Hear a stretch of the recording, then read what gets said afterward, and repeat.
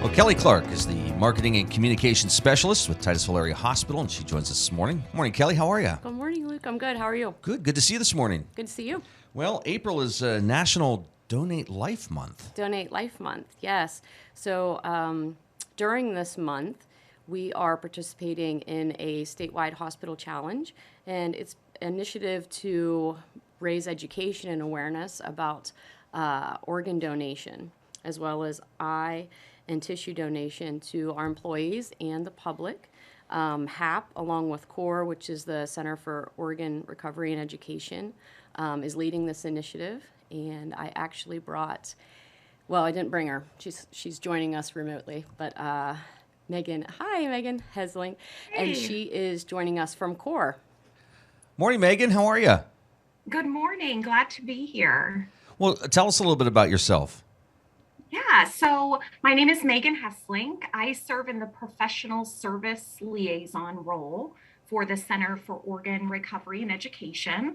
I'm actually a nurse. I've been a nurse for 22 years. I always say that I was a nurse before I was old enough to drink. How about that? So I've been a nurse for a long time. This role kind of gives lens for me to be with families and to speak with them about end-of-life decisions and conversations surrounding donation. Before we talk about that aspect of it, backtrack a little bit. At what age did you know this is the direction you wanted to go? I knew I wanted to be a nurse when I was 16. And I did early in my career a little bit of hospital nursing. But I, for the majority of my career, knew that I wanted to spend time with patients and their families in the end of life. So for a large majority of my career, I spent as a hospice nurse. Wow. So these conversations surrounding donation and really being able to support families at end of life is just really an area that I feel called to be in. So kind of... tell us about that aspect of what you do, because there's a lot of people that obviously would say, I couldn't do that. That would be very tough to do. And folks in hospice, I mean, Yes. God bless those folks. What is it for you that drives you to do that? You mentioned, that calling to do that. I think just being able to make a connection with patients and their families, and making sure that they feel supported. I think the biggest thing for families in those moments is if they know what to expect. And if I can serve in that role to give them a little bit of education about what that process looks like and help support them through that, that is just an area where I have always felt like I belonged and was able to serve in that role. When it comes to donations, organ donations, what's changed over the last handful of years? Has anything, or are people still kind of hesitant to maybe talk about that? Or are they more open to talk about it? No, I think people are open to talk about it. I do think there's a knowledge deficit surrounding how you become an organ donor. So in Pennsylvania, we have a lot of people who are registered to be organ donors on their driver's license. They designate that on their license. And they'll say things like, you can have my organs when I pass away. I'm not going to take them with me, But in the way in which people pass away, in order for them to be an organ donor, you do have to be in a hospital setting. And you do have to be on a ventilator. So a lot of people don't know that if you pass away at home, you're not going to be able to give in that way. Your way to help or to give would be through tissue or maybe cornea donation. But our patients who are organ donors are actually in the hospital patients, and we're maintaining them on a ventilator. Kelly, I think we've talked before about this where, when it comes to like the driver's license thing, I think sometimes people don't stop and really think for a minute. It's just like a quick yes or no without thinking of the consequences of that. Right, right. And that's one of the things that CORE does, especially during this month. They really focus on educating the public and, in the hospital, our employees, to kind of let everybody know that this is a decision, and it's best if you do talk to your family about it. It is a end-of-life gift that most religions see as acceptable. And also, there is no age limit. We recently had a donor in this area that was, 95. Megan, was she, how old was she? He was 95. Oh, okay. 95. So Yeah. so we always say don't exclude patients. Don't exclude people because you think that they're too old. And that's what a lot of our community members will say is, oh, you wouldn't want anything of mine anyway. I'm too old. But that's not true. In our donor service area, we had the oldest organ donor. He was 95 years old. Cecil Lockhart is his name. Wow. He's actually in West Virginia. But he was able to provide his liver to a 60-year-old female, and she's doing well. So, you just never know the condition in which people, care for their organs. So at 95, he was able to be a donor. What's the process like? If somebody's, of course, people aren't going to be spending their day thinking, what happens when I go? But that should be something that they're at least thinking about at some point, right? So what's that process? What can they do to make sure that they're registered for that, or that somebody knows that that's what they want to do? Yeah, Kelly brought up a really good point that I want to echo. There is a call to action for the community. We want to make sure that people are registering when they go to renew their driver's license, or you can easily go to registerme.org. To register. It just takes a couple minutes, but the other key component to that, the next step, is having that conversation with your family members so that they know what your wishes are. I think that just makes it an easier process if you've made your wishes known before you're in a situation where family is trying to make decisions for you in your best interest and can sometimes feel uncertain about that process. That saves a whole lot of time, doesn't it? Because you never know when tragedy is going to strike, and you're talking about, making big decisions and, as quick as possible. Right. So if you eliminate that and know what's going on, that saves a lot of time. Right. Right. So where can people go to find more information or to learn more about the process? They can always go to our website, core.org. So our service area is actually, we serve about 5 million people in our service area. So we're part of Western Pennsylvania, and then about all of West Virginia, except 3 counties of West Virginia. So we have about a 5 million person donor service area, and we partner with 150 hospitals.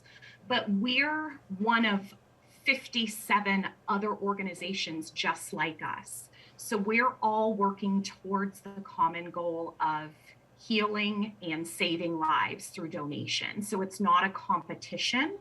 If you happen to live in the Philadelphia area, your organization is called Gift of Life. It's the exact same organization with the exact same goals as CORE has, but it just serves a different area. So these organizations are all over the country, but we're working off of the same national registry of the more than 100,000 people who are waiting for life-saving organs. And we all have the same exact mission to heal and save lives. Can you tell us about Blue and Green Day? Yeah, so National Blue and Green Day is April 22nd. So that's this Friday coming up. Titusville is participating in that. The hospital is doing their flag raising on that day, and their hospital, I think, is going to be dressing in blue and green. Yes. So we are encouraging all of our employees to dress in blue and green. We will be having a flag raising ceremony, before which we'll have a presentation that just gives out some education, things like that. We allow people to know where to register. They can register right there before the flag ceremony if they would choose. We're also having some education set up in our cafeteria. And we have education year-round. It's one of the things that we talk about during employee orientation. We have a whole segment about CORE and what happens with CORE to the patients in the hospital. Because, you know, I sit through the same orientation that nurses do. So it's really a lot of education there. And during Blue and Green Day, it's just kind of a fun day to really raise awareness, and we do some fun activities and give out blue and green cookies, and gotta eat. Yeah. And I think that's also another important thing to bring up is certainly April is our month of awareness and getting out in the community and really starting those conversations surrounding the topic of National Donate Life Month. But at CORE, I'm focused on donation every single day of every single month and making sure that we're incorporating that, like Kelly said, into those orientation process. And at the hospital level, really talking about those community stories of resilience and of hope and of maybe recipients who are receiving that organ donation is really an important connect a purpose story for those nurses and that hospital staff to really know about. And this month is all about awareness about that. Mm-hmm. Well, again, Megan, if folks have questions about CORE, how do they find you, or who can they talk to? Yeah, so they can go to core.org. We do have an ask a question box or contact us, and that'll get fielded right to wherever you're living in the donor service area. We'll connect you with a professional service liaison like myself to give you some additional information. So that's just core.org. And then if you are wanting to register to be an organ donor, go to registerme.org. The process just takes a couple minutes. And then that second step is having that conversation with your family about your choice to be a donor. Excellent. Megan, thank you so much for your time, and thank you for all you do. Hey, thank you for having us. Thank Take you, care. Megan. All the best. Bye. Thanks, Megan, for joining us. Kelly, again, a lot of great information there. And again, I'm sure they could also talk to maybe their doctors if they have any questions. Yep, correct. All of our offices have the CORE information, Donate Life information, so they definitely are aware of that. But I do find that most people do the driver's license sign up. It is the absolute easiest way to do it. So if you are due for a new driver's license, make sure you check that box if that's something you're interested in. All right, and April is National Donate Life Month. Correct. So. Yes. All month. All month. So we've been doing, just you can, if you follow our Facebook page, you'll see different posts on there about organ donation. It has the links already on there. And yes, we'll put out some pictures with the employees dressed in their blue and green. I'm sure we'll be in the paper. So, yeah. Excellent. Look for that. Yeah. Well, there's a lot of other things going on at the hospital. Yes. May's coming up? May? Yes. It doesn't look like it outside. It will. It will. I know. I have to be patient. It's been a long winter. So golf is coming up. Golf Scramble, our annual Titusville Area Hospital Foundation Golf Scramble. Very excited about it. It'll follow the same platform like we did last year. We had 32 teams sign up last year, which was amazing. I think we're at about maybe 19, 20 teams currently, so we have lots of room. If anybody is looking to play golf with us, it'll be on May 25th. If you are not a golfer, we have really great sponsorship levels that you can join, and also if you just want to donate a gift, a basket, we can raffle off. That's also great. You can always drop it off at the hospital, or you can give me a call and I'll come pick it up. Now, I have to say, you're going to have a great time if you golf. Yes. But it's also a great fundraiser. It is a great fundraiser. Last year, we raised $30,000. And that went to our CT scanner program, which is almost done. Yeah. We will be having a new CT soon. So this year, the project is hospital beds. We are putting in 25 new hospital beds. I know we talked about that before. We're really excited about it. I got a lot of great grants for that. A lot of people a lot of foundations that I wrote to for grants really got behind us. So we have quite a bit of money raised so far for that. So our golf outing is going to be crucial to get the rest of our funding needed. So That's excellent. anyone that's interested, give us a call. Like a lot of people, the hospital is hiring. We are. We have a lot of positions opened. You can go on our website to our, it's titusvillehospital.org/careers, or you just go to our homepage and search for careers.